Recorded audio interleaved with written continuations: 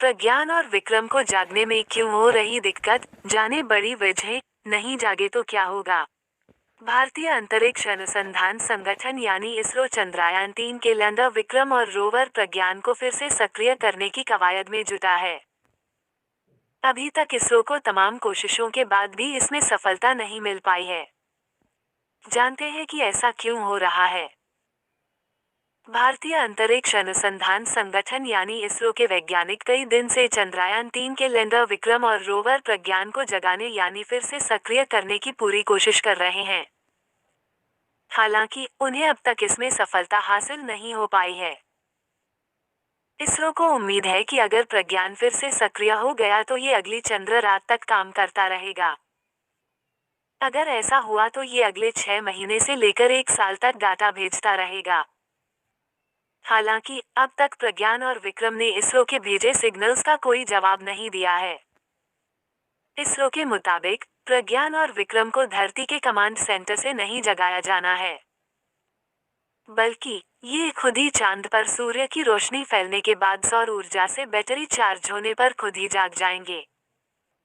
बता दें कि इस समय चांद पर दिन है और धूप पड़ रही है। लेकिन प्रज्ञान और विक्रम की ओर से इसरो को कोई जवाब नहीं मिल पा रहा है। इसके बाद भी इसरो दोनों से संपर्क स्थापित करने की कवायद में जुटा है। जानते हैं कि आखिर क्या क्या कारण है कि इसरो की दोनों को जगाने की हर कोशिश अब तक नाकाम ही हो रही है। चंद्रमा पर पड़ती है भीषण सर्दी। चांद पर सामान्य तौर पर रात का तापमान -140 डिग्री सेल्सियस तक नीचे चला जाता है। वहीं दक्षिण ध्रुवीय इलाके में चंद्र रात का तापमान -210 डिग्री सेल्सियस से भी ज्यादा तक गिर जाता है। इस भीषण सर्द मौसम में बैटरियों के साथ दूसरे पेलोड्स का बचना करीब करीब नामुमकिन है। हालांकि विशेषज्ञ उम्मीद कर रहे हैं कि इसरो ने प्रज्ञान और विक्रम को डिजाइन करते समय इस बात का ख्याल जरूर रखा होगा। विकिरण बन सकता है समस्या। चांद पर मौजूद विकिरण किसी भी उपकरण या इलेक्ट्रॉनिक डिवाइस के लिए नुकसानदायक साबित हो सकता है। इसरो ने बताया था कि चांद पर विकिरण का स्तर काफी ज्यादा है। हालांकि ऐसे हालात के लिए पर्याप्त परीक्षण किए गए हैं। वहीं चांद पर सूर्योदय के बाद सौर ताप उपकरणों और चार्जर बैटरियों को भी गर्म कर देगा। अगर ऐसा हो पाता है तो सिस्टम फिर से चालू हो जाएगा। अगर ऐसा हुआ तो हम अगले 14 दिन तक घूमकर चंद्रमा के दक्षिणी ध्रुव के पास चंद्रमा से ज्यादा डेटा हासिल कर पाएंगे। ठंड से टूट सकते हैं पेलोड। इसरो के पूर्व वैज्ञानिक तपन मिश्रा के मुताबिक रात में चांद के दक्षिणी ध्रुव का तापमान -210 डिग्री सेल्सियस से भी नीचे चला जाता है। इस तापमान पर कोई भी plastic material, carbon power material और कोई भी इलेक्ट्रॉनिक आइटम सही हालत में बचना करीब करीब नामुमकिन होता है। ये सभी चीजें टूटकर बिखर सकती हैं। अगर ऐसे सर्द मौसम में भी प्रज्ञान और विक्रम सक्रिय हो जाते हैं तो ये चमत्कार से कम नहीं होगा। ये ठीक उसी तरह होगा जैसे किसी डीप फ्रीजर से किसी इलेक्ट्रॉनिक आइटम को निकालकर चलाना। इसरो के पूर्व अध्यक्ष एस किरण कुमार का कहना है कि रात में चांद के दक्षिणी इलाके का तापमान -250 डिग्री सेल्सियस तक गिरने पर बैटरियां खराब हो सकती है। इसके बाद चांद पर सूर्य के निकलने पर इनका फिर से चार्ज होना नामुमकिन हो जाएगा। इस तापमान पर बैटरी, इलेक्ट्रॉनिक्स और दूसरे सिस्टम्स का सक्रिय रहना चमत्कार ही होगा। इसरो के पूर्व वैज्ञानिक तपन मिश्रा के मुताबिक सबसे बड़ी बात यह है कि चंद्रयान 3 के लैंडर विक्रम और रोवर प्रज्ञान को चांद पर धरती के 14 दिन के बराबर सक्रिय रहने के लिए ही बनाया गया था। ये उम्मीद पहले से ही थी कि रात में जब चांद पर भीषण सर्दी पड़ेगी तो चंद्रयान के कुछ हिस्से खराब हो सकते हैं। वैसे सफल लैंडिंग के बाद सोने से पहले दोनों ने अपना तय काम पूरा कर दिया है।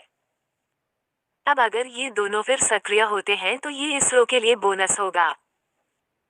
इससे इसरो को चांद के दक्षिणी इलाके में ज्यादा से ज्यादा शोध कार्य करने की सुविधा मिल जाएगी।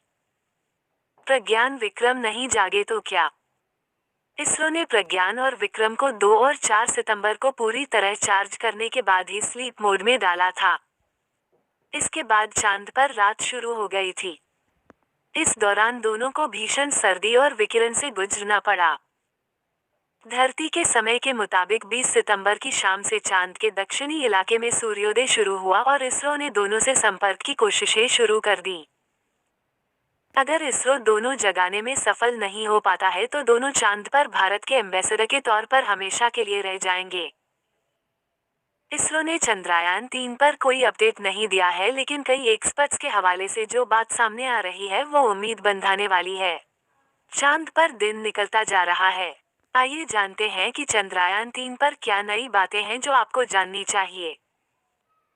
मैं उम्मीदों के खिलाफ सोचूं तो वे नहीं उठेंगे, लेकिन अगर वे जागे तो यह एक चमत्कार होगा। साइंटिस्ट वैसे तो चमत्कार में यकीन नहीं करते, फिर भी हम सभी इंजीनियरिंग वाले प्रयास जरूर करते हैं। कभी कभी फेल होते हैं और ज्यादातर समय सफल रहते हैं।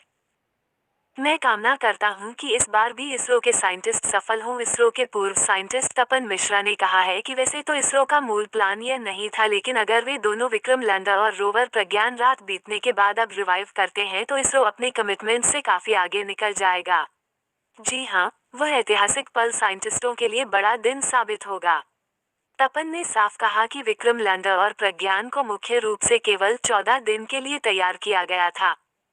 अगर वे चांद की एक रात के बाद जाग जाते हैं तो वे कई रातें और काट लेंगे और हो सकता है कि वे 6 महीने से लेकर 1 साल तक चांद पर अपना काम करते रहे। धुंधली क्यों हो रही उम्मीद। इसरो के पूर्व चेयरमैन एस किरण कुमार ने एक इंटरव्यू में हाल में अपनी चिंता जाहिर की। उन्होंने कहा कि चंद्रयान 3 मिशन के लैंडर और रोवर की बैटरियां -200 और -250 डिग्री सेल्सियस के तापमान में जिंदा रहने के लिए नहीं बनी हैं। ऐसे में सूरज निकलने पर उनके फिर से काम करने को लेकर पूरी तरह अनिश्चितता की स्थिति है। हालांकि इसरो ने उम्मीद नहीं छोड़ी है।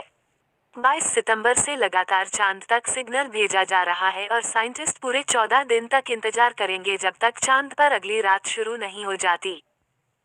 इसरो से लगातार कमांड चांद पर भेजा जा रहा है। इस काम में दूसरे ऑर्बिटर और टेलीस्कोप की भी मदद ली जा रही है, जिससे आते सिग्नल को कैच किया जा सके। कोशिश है कि काश विक्रम लैंडर और रोवर प्रज्ञान रात के बाद फिर से उठ जाएं। वक्त निकला जा रहा है। ऐसे में कुछ लोग ये सवाल उठा रहे हैं कि चांद के आसपास काफी इंटरफेरेंस हो सकता है। वहाँ कई स्पेसक्राफ्ट मौजूद हैं जो चांद के चारों ओर घूम रहे हैं या सतह पर पड़े हैं। चीन, रूस और जापान के यान चंद्रयान 3 के सिग्नल को ब्लॉक कर सकते हैं या फिर नॉइज पैदा कर सकते हैं। हालांकि इसरो की तरफ से इस पर कुछ नहीं कहा गया है। तो दोस्तों, उम्मीद है कि ये वीडियो आपको काफी अच्छा लगा होगा। तो अपना राय हमें कमेंट बॉक्स में जरूर बताएं। और ऐसे ही अमेजिंग फैक्ट्स को लगातार देखते रहने के लिए हमारे चैनल को सब्सक्राइब जरूर करें। तो आज के लिए बस इतना ही, अब हम चलते हैं। फिर मिलेंगे नई वीडियो के साथ। वीडियो के अंत तक बने रहने के लिए आप सभी लोगों का दिल से धन्यवाद।